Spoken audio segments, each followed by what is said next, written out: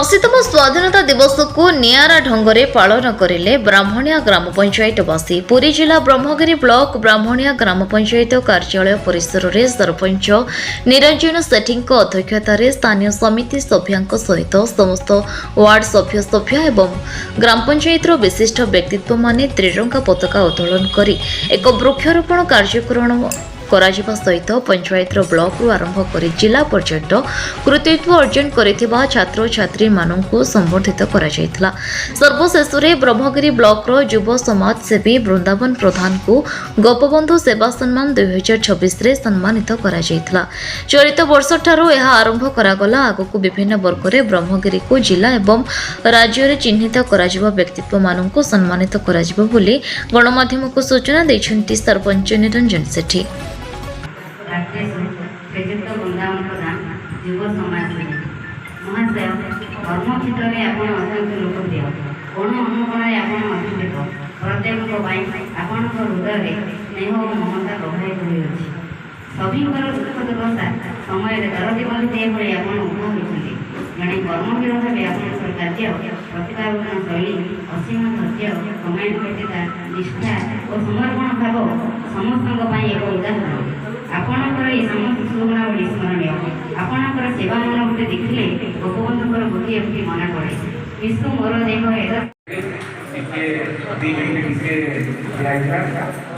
ଆସିଲା ପରେ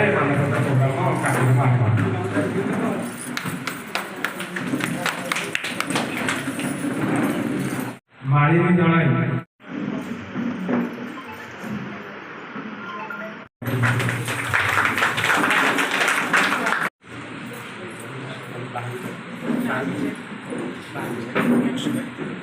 କାମ ସରିଲା। ଏହାପରେ ଦୁଇ ଥର ଏଠି ନିର୍ବାଚିତ ହୋଇଥିବା ତାଙ୍କର ଯେଉଁ ଭାଗ୍ୟବାନ ନିଜ ଭଳିଆ ମୋ ଭଉଣୀ ଭଳିଆ ଲୋକ ଦଉଛନ୍ତି, ଦେଖୁଛନ୍ତି କି ପାୱାରଫୁଲ। ଏହାପରେ ଭାଇସ୍ ଚେୟାରମ୍ୟାନ୍ ଆଙ୍କ ବିଷୟରେ କିଏ ଜାଣିଛନ୍ତି? ଧନ୍ୟବାଦ ମୋ ଭାଇ, ବହୁତ ବହୁତ ଧନ୍ୟବାଦ। କଂଗ୍ରାଚୁଲେସନ୍। ଚିତ୍ତର ଧନ୍ୟବାଦ ଆପଣ ପାଇଲେ, ମନେ ରଖିଥାନ୍ତୁ।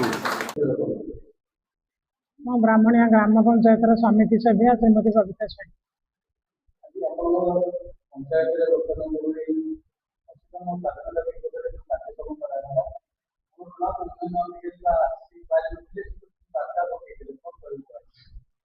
ବିଡିଓ ମ୍ୟାଡ଼ାମଙ୍କର କ'ଣ କାମ ଥିଲା, ସେ ଆସିପାରିନଥିଲେ, କିନ୍ତୁ ସେ ସମର୍ଥନ କରିଛନ୍ତି। ବିଡିଓ ମ୍ୟାଡ଼ାମ ଆଜି ପତାକା ଉତ୍ତୋଳନ ହେଲା।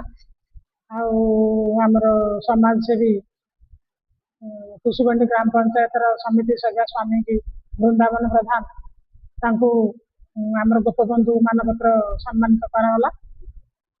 ତେଣୁ ଆମେ ବହୁତ ଖୁସି। ତାଙ୍କର ଏମିତି ଆଗାମୀ ଉନ୍ନତରୁ ଉନ୍ନତର ହେଉ।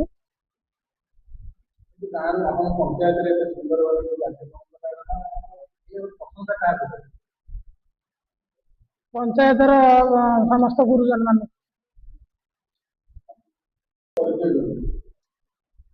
ମୋ ନାଁ ନିରଞ୍ଜନ ସେଠୀ, ବ୍ରାହ୍ମଣିଆ ଗ୍ରାମ ପଞ୍ଚାୟତର ସରପଞ୍ଚ।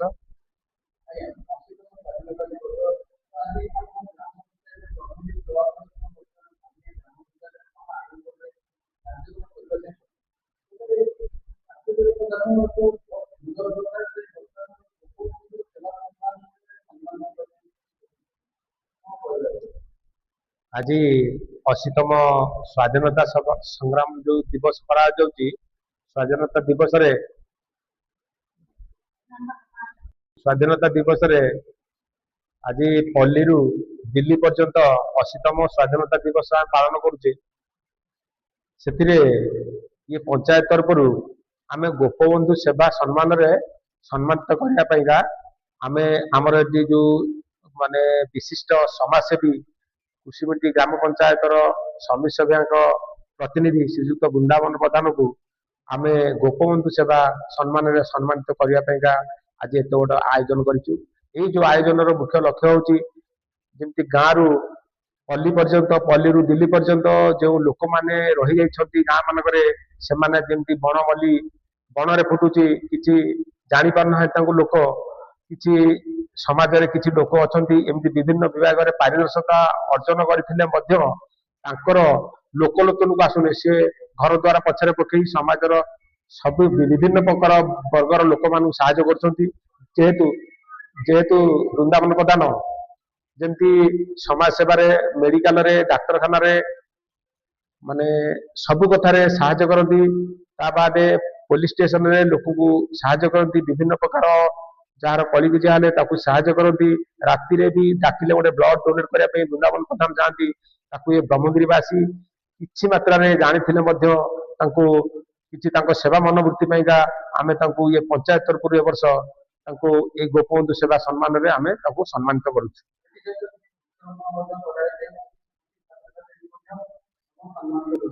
ହଁ, ଆମେ ଏଥିରେ ମୁଖ୍ୟମନ୍ତ୍ରୀଙ୍କର ଯୋଉ ନିର୍ଦ୍ଦେଶ ଥିଲା କିଛି ଗଛ ଲଗେଇବା ପାଇଁକା ଆମେ ବୃକ୍ଷରୋପଣ କରିଛୁ। କିଛି ଏ ଯୋଉ ପଞ୍ଚାୟତରେ କିଛି ପିଲା ଅଛନ୍ତି ତାଙ୍କୁ ସମାଜରେ ସମ୍ମାନିତ କରିବା ପାଇଁକା ଛାତ୍ରଛାତ୍ରୀ ମାନଙ୍କୁ ସମ୍ମାନିତ କରିଛୁ।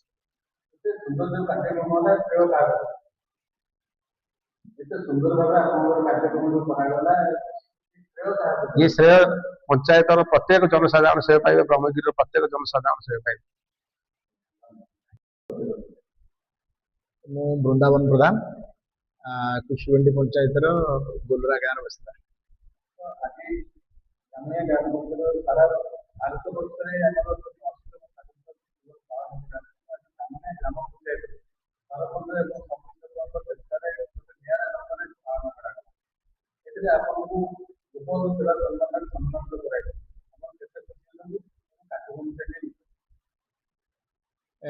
ପ୍ରଥମ କଥା ହେଲା ଯେ ଏଇ ଯୋଉ କାର୍ଯ୍ୟକ୍ରମ ପାଇଁ ବ୍ରାହ୍ମଣିଆ ଗ୍ରାମ ପଞ୍ଚାୟତର ସମସ୍ତ ମୁରବୀ ମା ମାନେ ତଥା ଯୋଉମାନେ ନିର୍ବାଚିତ ପ୍ରତିନିଧି କାର୍ଯ୍ୟକ୍ରମରେ ସାମିଲ ହେଇଥିଲେ ଏବଂ ଅନୁପସ୍ଥିତ ମଧ୍ୟ ଥିଲେ, ସମସ୍ତଙ୍କୁ ବ୍ୟକ୍ତିଗତ ଭାବରେ ମୋ ତରଫରୁ ମାନେ ଅନେକ ସାରା ତାଙ୍କୁ ଧନ୍ୟବାଦ ଦେବି ଯେ ମୋର ଭଳି ଜଣେ ସାଧାରଣ ଯୁବକକୁ ସେମାନେ ଗୋପବନ୍ଧୁ ଯାହାକୁ ଆମେ ଜାଣିଛେ, ଯାହାଙ୍କର ସେବାରେ ଆମେ ସମସ୍ତେ ଓଡ଼ିଶା ସାରା ଲୋକ ସମସ୍ତେ ଗୋପବନ୍ଧୁଙ୍କ ପରିଚିତ ସେବାରେ ଯିଏ ସମର୍ପିତ ଥିଲେ, ତାଙ୍କ ନାଁରେ ଯୋଉ କାର୍ଯ୍ୟକ୍ରମଟା ମାନେ ଖାଲି ଓଡ଼ିଶା ନୁହଁ ସର୍ବଭାରତ ସ୍ତରରେ କୌଣସି ଗ୍ରାମ ପଞ୍ଚାୟତରେ ଏ ସମ୍ବର୍ଦ୍ଧନା କରିବା ଗୋପବନ୍ଧୁଙ୍କ ନାଁରେ ଏହା ପ୍ରଥମ ମୋ ହିସାବରେ।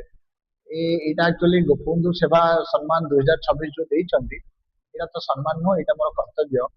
ମୁଁ ଆଶା କରିବି ଭବିଷ୍ୟତରେ ବ୍ରାହ୍ମଣିଆ ଗ୍ରାମ ପଞ୍ଚାୟତର ଯୋଉ ମା ମାନେ ମୁରବୀ ମାନେ ସମ୍ମାନ ଦେଇଛନ୍ତି, ତାକୁ ମୁଁ କେମିତି ସମର୍ପିତ ଭାବରେ ସେମାନଙ୍କ ପାଖରେ ସବୁବେଳେ 24/7 ସେବା ପ୍ରଦାନ କରିବି।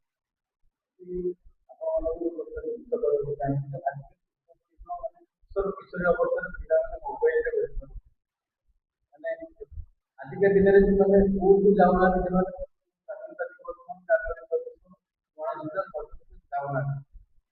ମୋବାଇଲ ଛାଡିକି କିଭଳି ସମାଜ ସେବା ପ୍ରତି ମାନେ ନିଜର ମନ ଦେବା ଏବଂ ପାଠ ପଢା ଆଗ୍ରହ ରହିବ। ବଢିଆ କଥାଟା କହିଲେ, ବାସ୍ତବ କଥା। ଡିଜିଟାଲ ଯୁଗ, ଆମେ ଧୀରେ ଧୀରେ ଏଆଇ ଆଡିକି ଅଗ୍ରସର ହଉଛି ଦେଶ ବା ବିଶ୍ୱ। ସେତେବେଳେ ସମାଜ ସେବା ଗୋଟେ ଏମିତି ଜିନିଷ, ସମାଜ ସେବାକୁ ଆହୁରି ଆଗକୁ ନବାକୁ ହେଲେ ଏଇ ଯୋଉ କାର୍ଯ୍ୟକ୍ରମ ବ୍ରାହ୍ମଣିଆ ଗ୍ରାମ ପଞ୍ଚାୟତ ତଥା ସରପଞ୍ଚ ସମିତିର ଆୟୋଜନ କରିଛନ୍ତି, ଏମିତି ଯୋଉମାନେ ସମାଜ ସେବାରେ ଜଡିତ ହେଇକିନା ଅଛନ୍ତି ସାମାଜିକ କର୍ମୀ ହିସାବରେ ବିଭିନ୍ନ କାର୍ଯ୍ୟକ୍ରମରେ ସେମାନଙ୍କୁ ସାମିଲ କରିକି ଯଦି ସମ୍ବର୍ଦ୍ଧିତ କରାଯାଏ, ତାହେଲେ କୋଉଠି ନା କୋଉଠି ସେମାନେ ପ୍ରୋତ୍ସାହିତ ହେବେ, ସେମାନଙ୍କର ଆଗ୍ରହ ବଢିବ ଏବଂ ଅଧିକରୁ ଅଧିକ ଯୁବକ ମାନେ ସେ ଏଇଥିରେ ସାମିଲ ହେବେ ଏବଂ ସମାଜ ସେବା ପ୍ରତି ସମସ୍ତଙ୍କର ମନୋବୃତ୍ତି ବଢିବ। ପୁରୀରୁ ରମେଶ ସାହୁଙ୍କ ରିପୋର୍ଟ, ନ୍ୟୁଜ ଉପାନ୍ତ ଖବର।